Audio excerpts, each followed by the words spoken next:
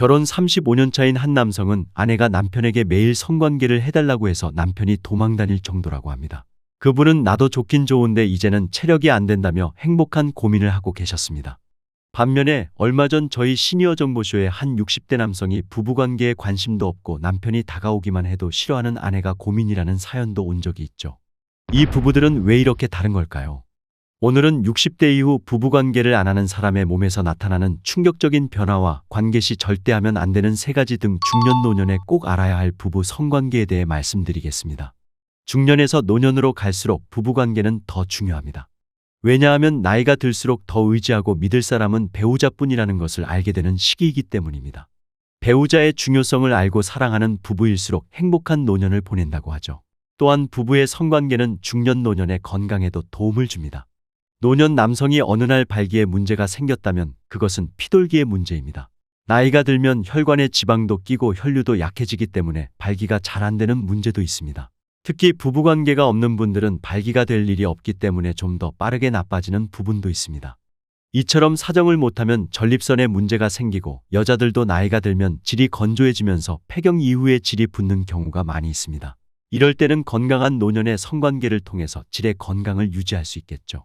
성관계를 안 해서 오히려 편하다 하시는 분들도 종종 있는데요. 평소에 부부관계를 위해 어떠한 노력도 하지 않으니까 그냥 편하게 느껴지는 것입니다. 상대에게 잘 보일 필요도 없고 매력있게 보이지 않아도 된다는 것인데 부부 사이에 이것을 마냥 편하다고만 치부하고 넘어가기는 힘든 문제일 것 같습니다. 부부간에 당연히 해야 되는 소통의 방식인 부부관계를 안 하는데 편하기만 하고 왜 문제가 없을까요? 그렇다면 노년에 성관계 없는 부부가 되는 이유는 무엇일까요? 첫 번째는 외도입니다. 외도는 상대에게 상처를 주는 것은 물론이고 외도를 한 사람은 자존감이 높아질 수 있겠지만 외도를 당한 피해자 입장에서는 자존감이 굉장히 떨어집니다. 무시당했다는 생각도 들고 배신당했다는 생각도 들고 굉장히 상처를 받겠죠.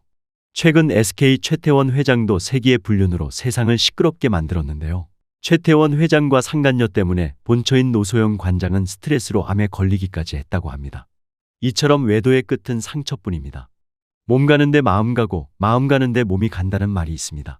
배우자가 외도한 부부의 경우 마음이 그렇게 상처를 받았는데 몸이 쉽게 열릴 리가 없죠. 그래서 당연히 외도를 상대가 알게 되면 부부관계가 회복되는데 굉장히 오랜 시간이 걸립니다. 정말 애쓰지 않으면 둘의 사이는 아주 멀어져서 그냥 남처럼 경제공동체로 살던지 헤어지는 수밖에 없는 것입니다. 두 번째는 아내의 출산입니다. 여자가 출산을 하게 되면 해야 할 일들도 많아지고 아기들은 부모의 사정을 봐주지 않다 보니 수시로 울어대서 매일 잠도 부족하고 피곤에 찌들어 있는 경우가 많습니다. 맞벌이의 경우에는 더 심할 수밖에 없는데요. 또 출산 후 수유기에는 여자들의 질 상태가 호르몬 때문에 폐경된 것과 같이 변하기 때문에 질이 굉장히 건조해져서 아기를 낳고 첫 관계를 할 때 굉장히 아프고 힘들어서 섹스리스로 가는 경우도 꽤 있다고 합니다. 그렇게 젊은 시절 아이 키우느라 바쁘고 관계할 때는 아프다 보니 성관계를 점점 피하게 되고 그 상태가 노년까지 가게 되는 것입니다. 세 번째는 가치관의 차이입니다. 결혼하면 각자의 가치관 때문에 많은 문제를 겪습니다. 가치관이라는 것이 쉽게 변하는 것이 아니기 때문에 상대 단점이 보일 때 그걸 내가 견딜 수 있느냐를 생각해야지 내가 저 사람의 어떤 점을 바꾸겠다고 생각하면 정말 어렵고 힘든 문제입니다. 특히 그 가치관이라는 것은 정치에 대한 나의 취향이나 혹은 인생에 대한 생각이라든가 돈에 대한 생각뿐만 아니라 성관계에도 적용되는 문제입니다. 그래서 애초에 가치관이 맞는 사람을 찾는 것이 제일 좋습니다. 이번에는 부부관계를 자주 하면 우리 몸에 어떤 변화가 생기는지, 왜 90세에도 성관계를 해야 되는지에 대해서 이야기해 보겠습니다. 사실 성관계를 할 때 우리 몸에는 엄청난 화학적 변화가 일어나서 수많은 호르몬들이 작용합니다. 부부관계를 자주 하면 몸에 좋은 이유 첫 번째는 노화 방지입니다. 일주일에 2번 이상 관계를 하는 부부는 일반적으로 10년 정도 더 젊어 보인다고 합니다. 그 이유는 성관계를 하게 되면 신진대사가 잘 돌아가면서 마치 운동을 한 것과 같은 효과가 있다는 것인데요.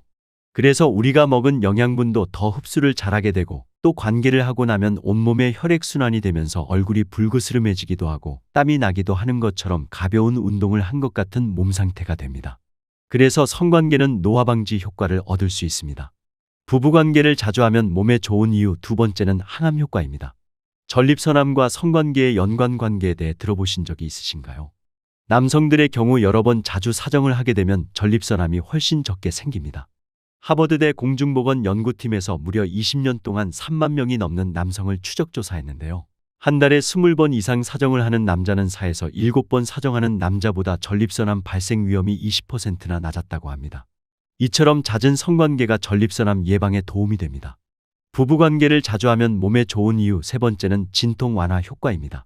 성관계를 할 때 나오는 호르몬들로 인해서 몸이 완전히 이완되면서 두통이나 관절통, 생리통이 완화된다고 합니다. 실제로 관계를 할 때는 우리 몸 안에서 통증 억제 물질인 엔돌핀이 나옵니다. 어떤 여성분은 평소에 몸이 굉장히 아픈데 성관계를 하기만 하면 이상하게 아픈 데가 없어진다고 하는데요. 그래서 매일 남편에게 성관계를 해달라고 해서 남편이 귀찮을 정도라고 합니다. 특히 몸이 유난히 무거운 느낌이 들 때 사정을 하거나 오르가즘에 이르면 몸이 확 가벼워지는 것 같은 느낌을 받을 수도 있습니다. 뿐만 아니라 성적인 긴장감이 풀리면서 전반적으로 몸이 굉장히 릴렉스되고 편해지기도 합니다. 부부관계를 자주 하면 몸에 좋은 이유 네 번째는 성기능과 발기능력이 향상되는 것입니다. 관계를 하면서 골반 아랫부분에 골반저근이라는 것들이 운동을 하게 되는데 골반저근은 골반뼈 밑에 넓게 위치한 근육과 인대, 신경 그룹으로 가장 아랫부분에서 몸을 받쳐주는 부분을 말합니다. 바로 이 골반저근 운동을 하는 것을 케겔 운동이라고 합니다. 이 골반저근이 약화되면 나중에 여성들에게 요실금이 생기기도 하고 남성들은 발기 능력이 약해지기도 하는데요. 그런데 이 근육이 성관계를 통해서 자연스럽게 발달된다면 요실금도 예방하고 발기 능력도 증가될 수 있습니다.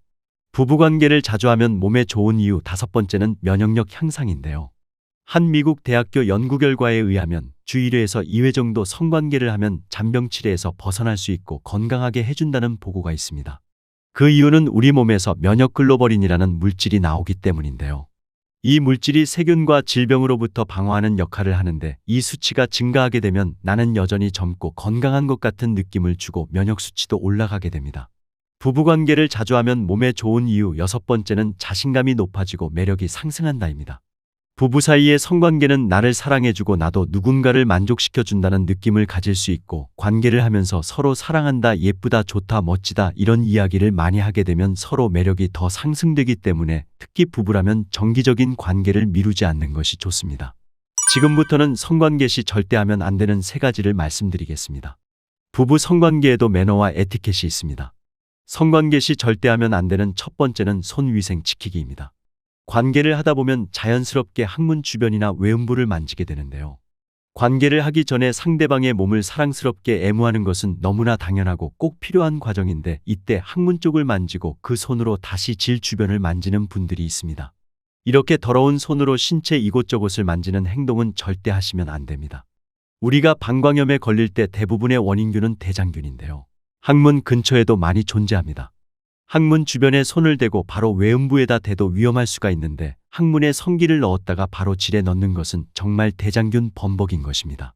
물론 건강한 사람들은 면역이 있어서 쉽게 이겨낼 수 있지만 면역이 약한 사람들은 질염과 방광염을 달고 살 수도 있습니다. 어렸을 때 대변을 보고 난 후에도 여성들은 질 방향으로 닦지 않고 항문 쪽으로 닦는 것처럼 항문 쪽에 손을 대고 나서 절대 질 안쪽으로 손을 대지 않도록 주의해야 합니다. 따라서 뒤쪽 부위에 손을 댔다면 번거롭더라도 한 번은 손을 씻거나 아예 항문 주변은 조심해 주시는 것이 좋습니다. 두 번째로는 부정적인 대화를 주의해야 합니다. 성관계라는 것 자체가 몸으로만 하는 것이 아니라 말로도 하는 것입니다. 적절한 때에 멋진 말과 하는 관계는 직접적인 사정보다도 남성과 여성의 흥분이나 성적 만족도에 훨씬 중요합니다. 특히 부정적인 말을 하는 것을 주의해야 하는데요. 예를 들어 남성의 성기를 빗대서 왜 그렇게 작니? 너무 휘어졌다. 왜 이렇게 힘이 약하냐? 이런 부정적인 이야기를 하면 여성이든 남성이든 성관계 자체가 그다지 즐겁지 않게 됩니다. 결국 이런 성에 대한 상처는 평생 지워지지 않는데요. 내 신체에 대해 부정적인 이야기를 들으면 그 말에 꽂혀서 이것을 해결해 보려고 온갖 시도를 하다가 피폐해지는 경우도 많습니다. 아내에게 자신의 성기와 관련된 말을 듣고 큰 충격을 받은 한 남성이 유명한 병원에서 비싼 비용을 들여 시술을 받았지만 결국 모두 망치고 평생 동안 발기가 안 되는 발기장애를 얻었다는 안타까운 사례도 있습니다.